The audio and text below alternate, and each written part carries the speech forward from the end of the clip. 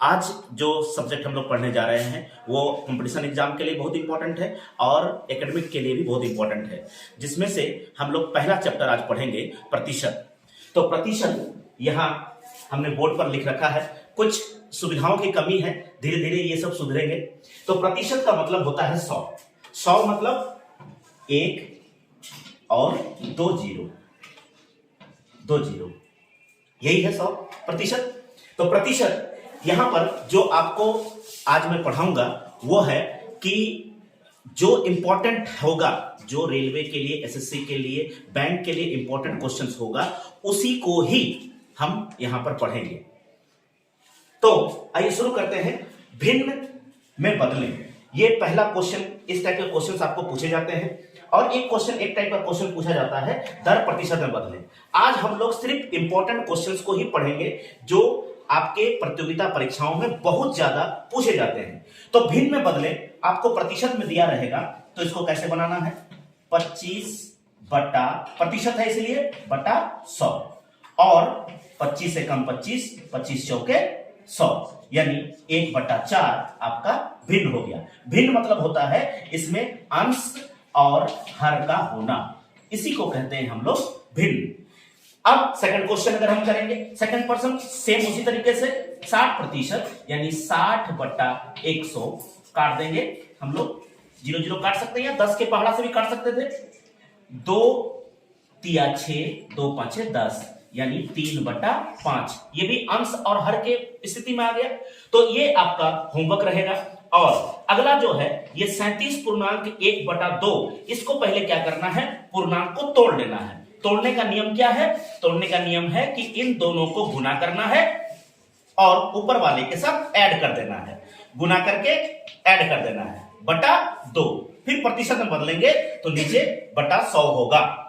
अगर ये क्वेश्चन आपको नहीं बनता है तो फिर आप हमको कमेंट सेक्शन में बताइएगा और नेक्स्ट क्लास में मैं इसको भी सॉल्व कर दूंगा। फिलहाल यह दोनों आपके होमवर्क हुए, ये आपको घर पर बनाना है।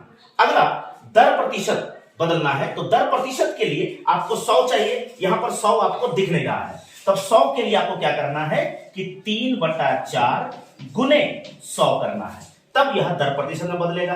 जैसे 4 से काटेंगे तो ये 25 बार में कट जाएगा और 25 तिया 75 होता है। इसका मतलब हो गया कि यह 75% है। दर प्रतिशत में निकल गया, 75% है। सेम उसी तरीके से 9/10 को अगर हम करेंगे तो गुने 100, ये कट गया तो हो जाएगा, गुना करेंगे तो 90 होगा, यानी 90%। ये दर प्रतिशत में बदल गया। अब ये आपका होमवर्क रहेगा। एक क्वेश्चन मैं आपको करा और लिख देता हूं, चौथे नंबर पर 5/2, इसको भी आपको दर प्रतिशत में बदलना है। तो अगला प्रश्न, अगले प्रश्न में आप कि बोर्ड पर दिख रहा है, यह 3 क्वेश्चन मैंने यहां लिखा है। ये 3 क्वेश्चन जो है ये भी बहुत इंपॉर्टेंट है। और आज जैसा कि मैंने आपको कहा है कि रेलवे, एसएससी और बैंक में बहुधा पूछे जाने वाले जो क्वेश्चंस हैं और आगे भी पूछे जा सकते हैं, वैसे प्रश्नों को यहां पर हम प्रतिशत में बता रहे हैं। और भी जितने हम लोग प्रश्न बताएंगे या जो भी चैप्टर हम पढ़ेंगे वो सटीक पढ़ेंगे जो परीक्षाओं में आते हैं। देखो, मेरे यहां पढ़ने वाले सभी बच्चे जल्द से जल्द इसलिए लाभान्वित हुए हैं क्योंकि मैं उन्हें सटीक दे रहा हूं या देता हूं। तो मैं भी प्रयास करूंगा कि जो भी ऑनलाइन मेरे साथ जुड़े हुए हैं उन सभी को मैं सटीक दूं। अगला क्वेश्चन आता है, यदि y का 80% x है तो x का कितने प्रतिशत y है? ये एक परीक्षा में क्वेश्चन आपको पूछा जाता है। इसको कैसे बनाएंगे? इसको बनाने के लिए ट्रिकी वे यही है कि आपको क्या करना है कि 100 गुने 100, 2% आपको पूछा है ना, 1% यहां दिया हुआ है, 1% उधर पूछा है। इसके प्रतिशत का 100 ले लो, उसके प्रतिशत का 100 ले लो, और आपको कितना बोला है, कितना प्रतिशत? 80 बोला है, तो यहां लिखना है 80। हो गया, इसको कट कर दो, आंसर आ जाएगा। काटना भी मुझे होगा, आप काट लेना। 0 0 कट गया, 2 चौके 8, 2 5 10, और 4 से काट देंगे 25, तो 25 5 125% जो है x y का कितने प्रतिशत है? 125% है। फिर से एक बार, अगला प्रश्न है, चीनी के मूल्य में 20% की वृद्धि हो जाती है तो उसके खपत में कितने प्रतिशत की कमी की जाए, कितने प्रतिशत की कमी की जाए कि खर्च अपरिवर्तित रहे। तो इस टाइप के प्रश्न में जब भी चीनी का दिया रहता है, तेल का दिया रहता है, इस तरह का वृद्धि बोला है, एक ही प्रतिशत आपको वृद्धि के लिए यहां पर बोला है, तब इसको कैसे बनाएंगे, इसको लेंगे 100 में 20% का वृद्धि मतलब हो गया 120। अगर यहां पर 40% का वृद्धि बोलता तो 140, 50% का वृद्धि बोलता 150, 60% का वृद्धि बोलता तो 160। लेकिन यहां पर अगर कमी कह देता कि 20% की कमी है, तब हम लोग क्या करते, 100 में 20 घटा देते, यानी यहां पर हो जाता 80। 100 में 10% का कमी हो बोलता तो यहां होता 90।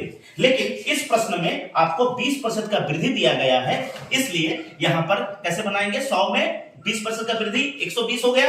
अब इन दोनों का अंतर ले लेंगे, इन दोनों का अंतर ले लेंगे तो कितना हो जाएगा, 20 हो जाएगा, अंतर ले लेंगे तो। अब नीचे बट्टे में हमको किसको लेना है, अंतिम वैल्यू को लेना है, 120 को लेना है, गुने 100% में बदलेंगे इसलिए 100। अब काट देंगे इसको, 0 0 काटा, 2 छक 12, 2 तिया 6, 2 5 10, 0 यानी 50/3 हो गए। ये कटिंग तो आप आपके हिसाब से है, आप जैसा काट सकते हैं। अब इसको पूर्णांक में आपको तोड़ लेना है, आपको पता है पूर्णांक में कैसे तोड़ते हैं, चलिए ये भी सीख लेते हैं कि पूर्णांक में कैसे तोड़ते हैं। तो 3 लेकर 3, ये हो गया आपका 2, 3 छक 18 रहा 2। तो पूर्णांक में करेंगे तो शेष फल जो है ऊपर जाता है और ये आपका नीचे आ जाएगा। इसका मतलब हो गया 16.2/3% की कमी आएगी, 16.2/3% की कमी आएगी। तो ये क्लियर हो गया। अब आगे बढ़ते हैं, यहां किसी आयत की लंबाई में 20% की वृद्धि तथा चौड़ाई में 20% की वृद्धि की जाए तो नया आयत जब हम बनाएंगे तो उसमें कितने प्रतिशत की वृद्धि होगी, ये आपको पूछा है।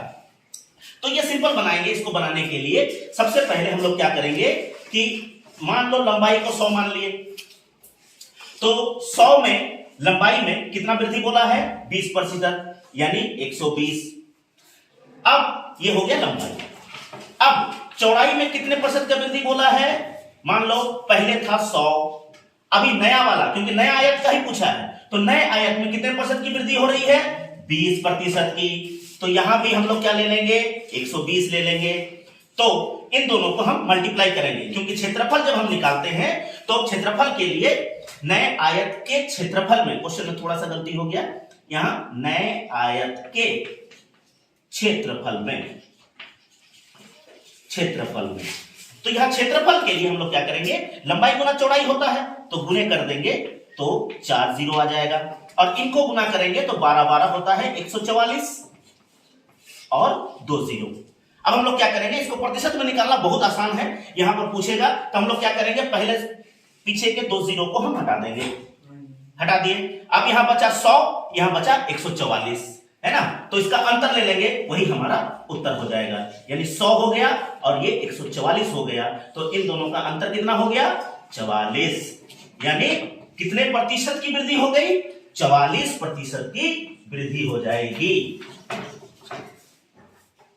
आशा करते हैं कि ये क्वेश्चन आपको समझ में आया होगा। ये बहुत इंपॉर्टेंट क्वेश्चन है, यदि आपको समझ में ना आए तो आप कमेंट सेक्शन में जरूर बताएं कि सर हमें ये क्वेश्चन आपको दोबारा हमको समझा दीजिए, तो मैं दोबारा दूसरे वीडियो पर भी उस क्वेश्चन को आपको लेकर के आऊंगा। अब अगला क्वेश्चन, फिर 2 क्वेश्चन आपके सामने हैं जो बहुत ज्यादा एग्जाम में पूछे गए हैं और संभवतः आगे भी परीक्षाओं में पूछे जाएंगे। इसमें से पहला क्वेश्चन है कि वृत्त की त्रिज्या में 100% बढ़ा दी जाए। वृत्त की त्रिज्या में 100% अगर हम वृद्धि कर देते हैं तो उसके क्षेत्रफल में कितने प्रतिशत का वृद्धि होगा, तब हम लोग देखेंगे। यानी मान लीजिए वर्तमान में 100 है और उसके बाद 100% अगर हम बढ़ा देते हैं तो 200 हो जाएगा। जैसे मैंने पहले आपको बताया था कि 100 में 20% वृद्धि 120, तो 100 में 100% वृद्धि तो 100 में 100 और जोड़ देंगे तो कितना हो जाएगा, 200। अब इसका ये तो हो गया उसका त्रिज्या, ये त्रिज्या है, ये हो गया पहले का त्रिज्या और ये अब नया त्रिज्या। पहले था 100, अब हो गया वृद्धि होकर के 200। अब इसके क्षेत्रफल में क्या परिवर्तन होगा वो देखने के लिए हम लोग, क्षेत्रफल मतलब क्या होता है, तो वृत्त का त्रिज्या पाई आर स्क्वायर, यानी त्रिज्या जो होता है वो क्या हो जाता है, दुगुना हो जाता है। तो इसको भी हम लोग दुगुना कर देंगे तो ये स्क्वायर हो जाएगा, और इसको भी अगर हम दुगुना करना पड़ेगा हमको, क्योंकि दोनों का त्रिज्या हमको, क्षेत्रफल हमको निकालना है। और जहां पर पाई आर स्क्वायर अगर हम दोनों को लिखते हैं और यहां भी पाई आर स्क्वायर लिखते हैं, तो क्यों सिर्फ हम लोग त्रिज्या को ही गुना कर रहे हैं, क्योंकि पाई पाई यहां कैंसिल हो जाएगा, इसलिए हम लोग सिर्फ त्रिज्या को ही गुना कर रहे हैं।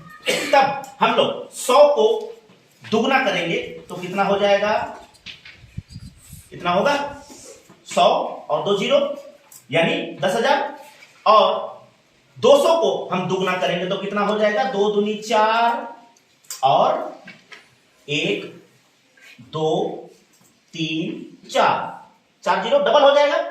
तब हम लोग को इसका आंसर कैसे निकालना है, जैसे पहले मैंने नीचे में एक क्वेश्चन बताया था आपको, आयत के समय पर हम लोग को क्या करना है, पीछे के 2 जीरोस को हटा देना है। 2 जीरोस को अगर हम हटा दिए, प्रतिशत में है इसलिए 2 जीरो को हम हटा दिए, तो पहले बचा कितना 100, अब बचा कितना 400, दोनों का अंतर निकाल लेंगे, वही आपका उत्तर होगा। तो 400 में से 100 घटाएंगे, अंतर कितना हो जाएगा 300, तो 300% का आपका क्या होगा, वृद्धि होगा।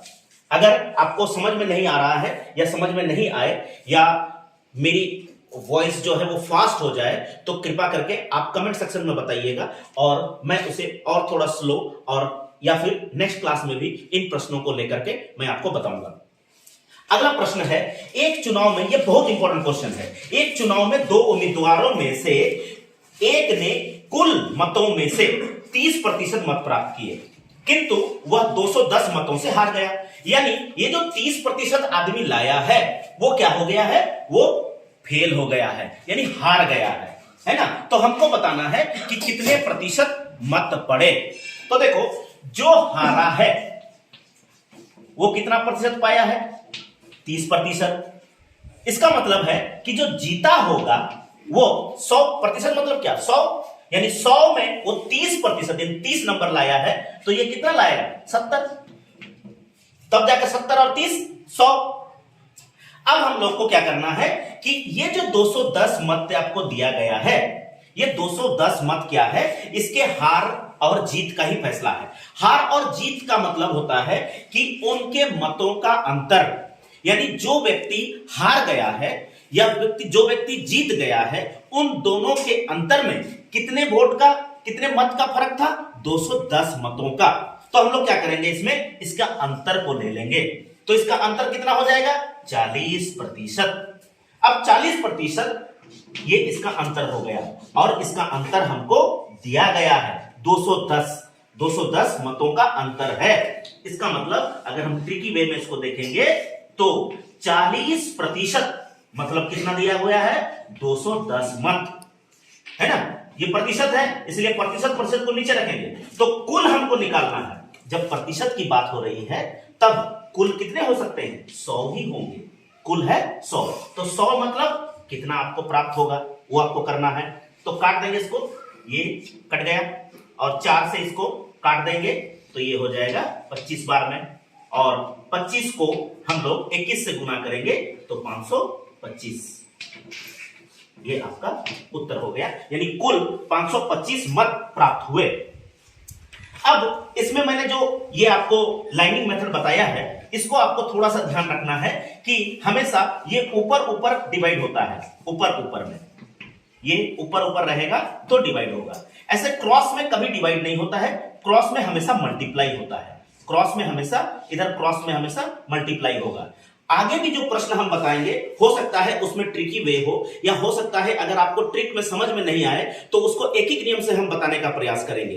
तो इसके लिए ये छोटी छोटी चीजें जो मैं आपको बता रहा हूं वो आपको जाननी होगी। अब इसके जो भी पीडीएफ वगैरह हैं वो मैं अपने डिस्क्रिप्शन पर बॉक्स पर दे दूंगा, या टेलीग्राम के जरिए या व्हाट्सएप के जरिए मैं आप तक शेयर कर दूंगा। तो आज के लिए हम इतना ही रखते हैं, लेकिन अगले क्लास पर हम इसी को, प्रतिशत को आगे बढ़ाएंगे, क्योंकि यहां पर और भी ऐसे प्रश्न हैं जो एग्जाम में पूछे जाते हैं या पूछे गए हैं, जो आपके लिए बहुत उपयोगी होगा। मैं कोई भी ऐसा प्रश्न छोड़ना नहीं चाहता जो आपको लाभान्वित करता हो, तो इसको मैं सबको आपको अपने तरीके से उसको बताऊंगा, सरल करूंगा। और अगर आपको समझ में ना आए तो आप कमेंट सेक्शन में बताइएगा कि कौन सा प्रश्न आपको समझ में नहीं आया, उसको मैं दोबारा से बताने का प्रयास करूंगा। तो इसके लिए हमारे चैनल से जुड़े रहिए और बेहतर शिक्षा के लिए हमें सब्सक्राइब कीजिए, कमेंट कीजिए, लाइक कीजिए। धन्यवाद।